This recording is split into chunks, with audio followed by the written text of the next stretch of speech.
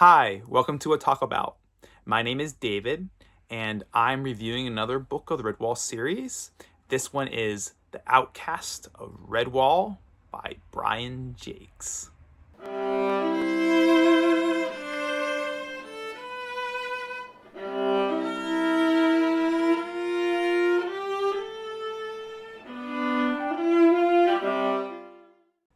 The book opens with an old otter named Rilbrook, who's telling an old tale to young hares at Salamandestrum. The story starts with Scarlath, the hawk, who is in the Northland and gets frozen to a tree, and Swart Sixclaws, a leader of a gang of vermin, he's a ferret, and he finds the hawk, and he ends up tying a badger prisoner to that same tree, and jokes about having the hawk for breakfast the next day. But in the middle of the night, the badger escapes and frees the hawk. And the two of them take revenge and attack the vermin, but they also escape. Swart Sixclaws ends up with an injured paw, his famous six-clawed paw, and he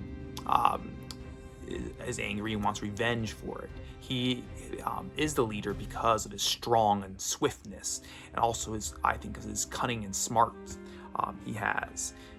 He wears the claws and teeth of his people he has conquered around his neck and has a lot of tattoos on him.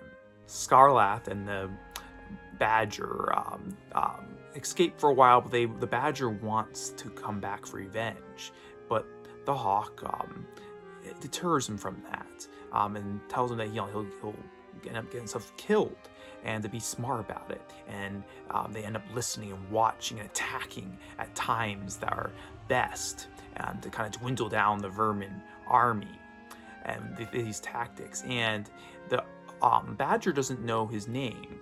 He doesn't know his past, his real. The hawk gives him a name. He calls him Sunflash, the Mace, because of a mark on his face and the weapon of his choice he broke off from a tree, a branch, his mace. And so the two of them do these tactics for a while.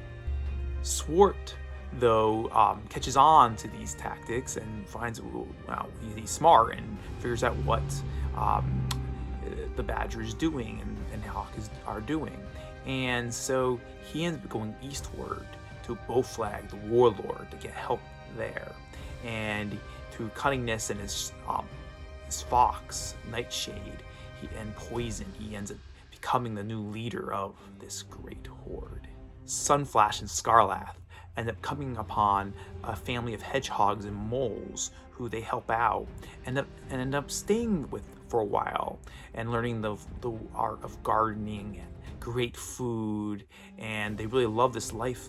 But the badger, Sunflash, ends up having dreams of his ancestors in a mountain, and hears a riddle of the mountain, and he also wants revenge. And so he ends up leaving these families behind in search of this, and goes on a great adventure. Though his hawk companion, Scarlath, he stays with these creatures, with these families of moles and hedgehogs, but the hawk also flies off once in a while, and becomes the eyes for the badger and checks on the movements of what his sworn enemy is up to. Sunflash finally comes to the great mountain Salamandestrum, where there's a bunch of a big army of hares there, and takes his position there. Sunflash also has a stone talisman he is given by some friends, and that say that he is friends of any otters and squirrels that come his way, which comes of help to him and his adventures. Swart Sixclaws, after a great winter, ends up coming southwestward and comes to the Great Path just north of Redwall, but he doesn't know of Redwall, and good creatures there end up attacking him and deterring him away from it before he finds out about it, and he goes on further west toward the sea. Meanwhile, from the battle that was in the path, a young baby ferret, Swart's son, is found by the Redwallers and taken in as their own because it's a young child. And Brony, the mousemaid, takes him as her child, and she becomes his mother. And the ferret grows up there. They name it Vale because his life is not known to them. It's in the Vale. And there is a badger there, an old badger named Bella, who is a very ancient badger from the past. And she's interesting. She knows she's been there since the founding of Redwall, before the founding of Redwall.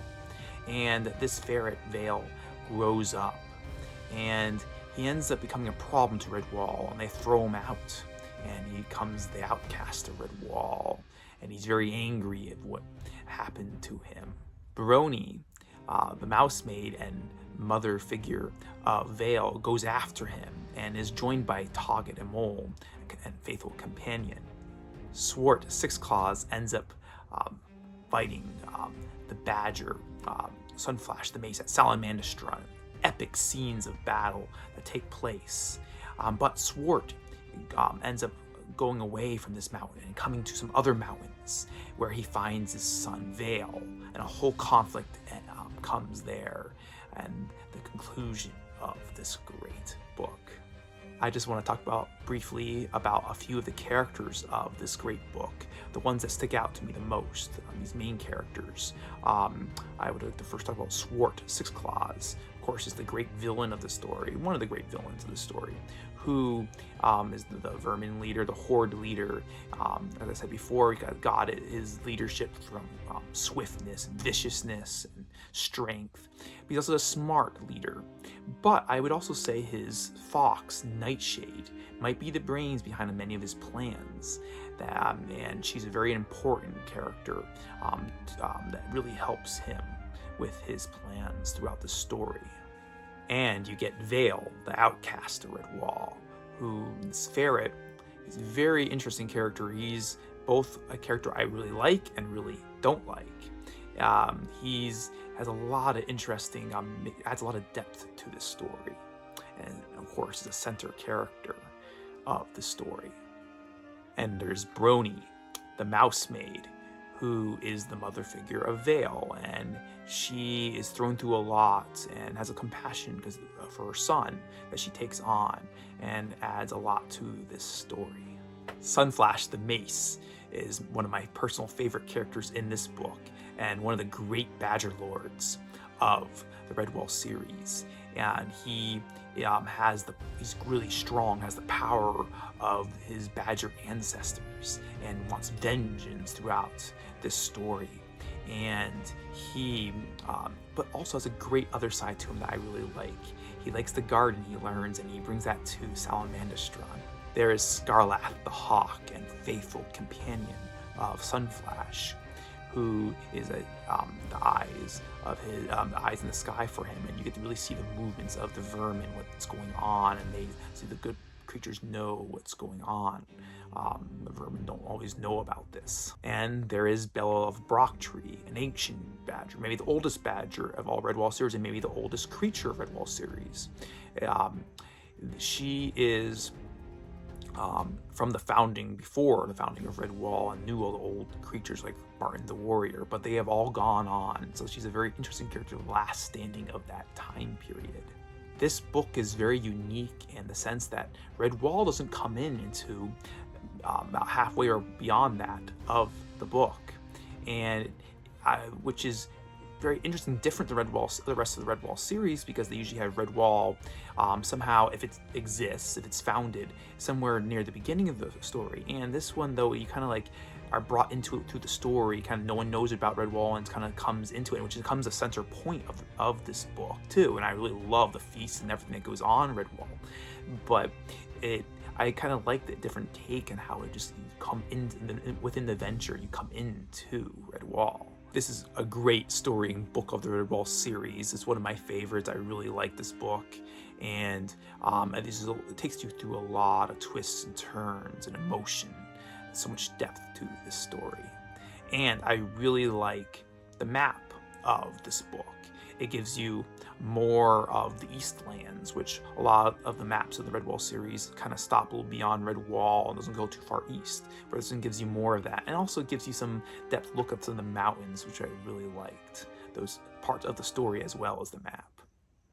I hope you enjoyed this review. I plan on reviewing the rest of the books of the Redwall series, so please smash that like button and subscribe for more. See you next time.